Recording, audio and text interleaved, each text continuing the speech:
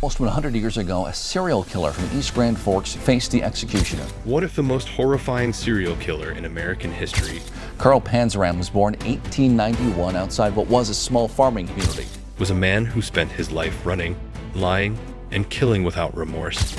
after being convicted of 5 murders and Carl Panzram was a monster, known by many names. committing countless other heinous crimes. But his story is more chilling than anything you've heard. 9 prison escapes, countless murders, and a trail of destruction that spanned across continents. His rage was unstoppable. So what turned him into one of the deadliest criminals ever? You won't believe the shocking details of his life. Stay with us as we unveil the dark truth behind this infamous killer. Don't miss out, the story will leave you speechless.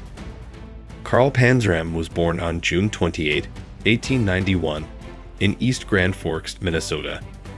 His parents, John and Matilda, were immigrants from East Prussia. At a young age, John abandoned the family, leaving Matilda to raise Carl and her 4 other children on a farm. By the age of 8, Carl had already encountered trouble with the law for intoxication. At 12, he was in court again, this time for robbery, after stealing food and a revolver from a neighbor. To escape the harsh environment at home, Carl's parents sent him to the Minnesota State Training School, a brutal juvenile institution. Here, he faced extreme abuse, beaten by other inmates and tortured by staff. It was speculated that this institution was where Carl committed his first murder, although the rumor has never been confirmed. The trauma Carl endured at this young age set him on a path of rage and violence, which would define his future. His early life was marked by a series of unfortunate events that turned him into one of America's most notorious criminals. At 12, Carl Panzram was sent to the Minnesota State Training School, a place meant to reform troubled youth. Instead, it became a nightmare. He suffered severe beatings, torture, and sexual abuse at the hands of both staff and fellow inmates. This cruelty fueled his anger. Seeking revenge, Carl set fire to one of the buildings. When questioned, he lied and was released without suspicion. However, his hatred for authority had already taken root. Returning home, Carl struggled to fit into society. He threatened his teacher with a gun in front of the class, proving his violent tendencies were growing. Before he could fire, the gun fell, and the teacher stopped him. This failed attempt only deepened his rage. Determined to escape his miserable life, Carl ran away. Traveling on freight trains, he was repeatedly assaulted and tortured by strangers and railroad police. The brutal experiences inside and outside of prison shaped him into a remorseless criminal. By 1907, Carl Panzram was arrested for burglary and sent back to a juvenile prison. But his anger only intensified. Along with another inmate, Jimmy Benson, Carl escaped and headed west. Together, they robbed churches and set them on fire. Carl blamed religion for much of his pain, having been forced to attend church in his youth. He openly expressed his hatred for the institution, seeing it as a source of his misery. In the same year, Carl was recruited into the U.S. Army. However, his stay was short-lived. After being convicted of larceny and insubordination, he was dishonorably discharged and sent to the Fort Leavenworth prison. From there, he returned to his life of crime, moving from one prison to another. Carl became known for defying guards, leading to frequent punishments and solitary confinement. His time behind bars only sharpened his violent instincts, marking him as a man capable of anything. In 1920, Carl Panzram embarked on a deadly spree.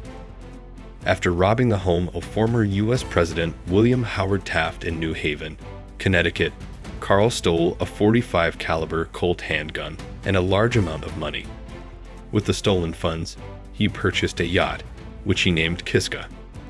Carl used the yacht to lure unsuspecting sailors from bars, inviting them aboard for drinks.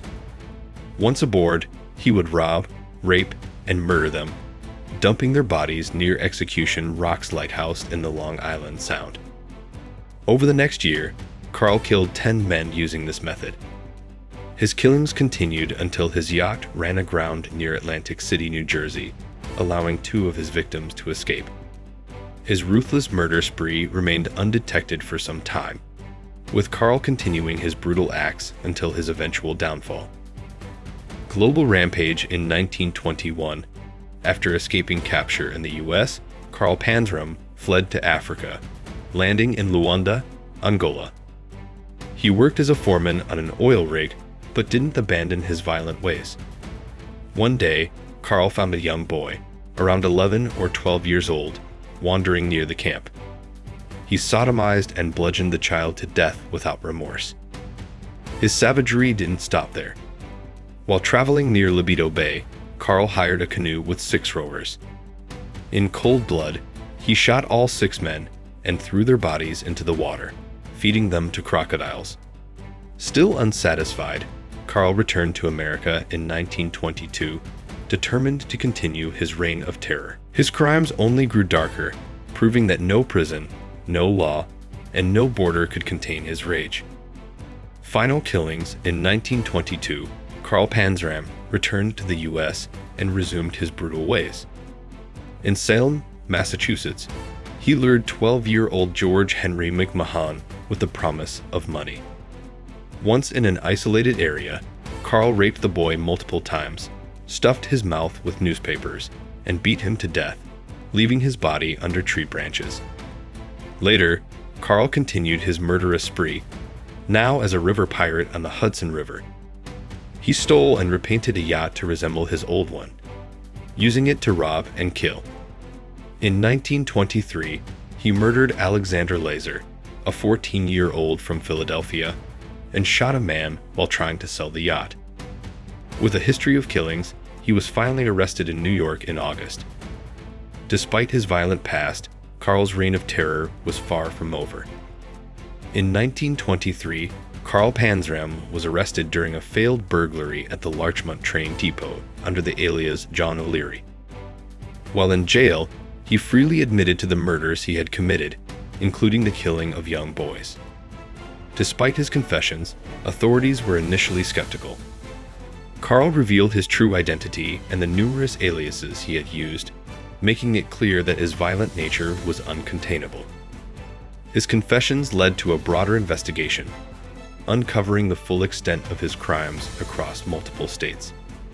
During his time in jail, Carl befriended Henry Lesser, a prison guard who treated him with kindness. Carl took the opportunity to write an extensive memoir of his life and crimes, outlining his nihilistic and violent worldview. Eventually, Carl's actions caught up with him. He was convicted and sent to Fort Leavenworth once again, where his fate would be sealed. On June 20, 1929, while incarcerated at Fort Leavenworth, Carl Panzram struck Robert Warnke, a prison laundry foreman, to death with an iron bar. This murder would be his last. Carl continued to taunt authorities and act violently toward both guards and inmates. In 1930, Carl stood trial for the murder of Warnke. He was found guilty in just 45 minutes and sentenced to death. Carl refused to appeal his sentence, even rejecting intervention from human rights activists and writing to President Herbert Hoover, ensuring his execution would not be postponed. On September 22, 1930, Carl Panzram was hanged at 6:03 a.m. His final words were a defiant challenge. "Hurry it up, you Hoosier bastard. I could kill 10 men while you're fooling around." At the age of 39, Carl was pronounced dead. His legacy, marked by countless murders and a brutal life, ended in the shadows of the gallows. And that's a wrap on the shocking story of Carl Panzram. But the journey into the dark side of the human mind doesn't end here. What makes someone kill? What drives a person to commit unthinkable acts? The answers are in our next video.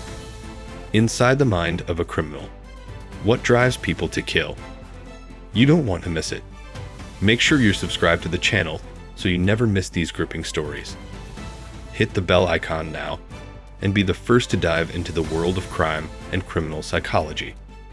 Trust me, you'll want to be part of this.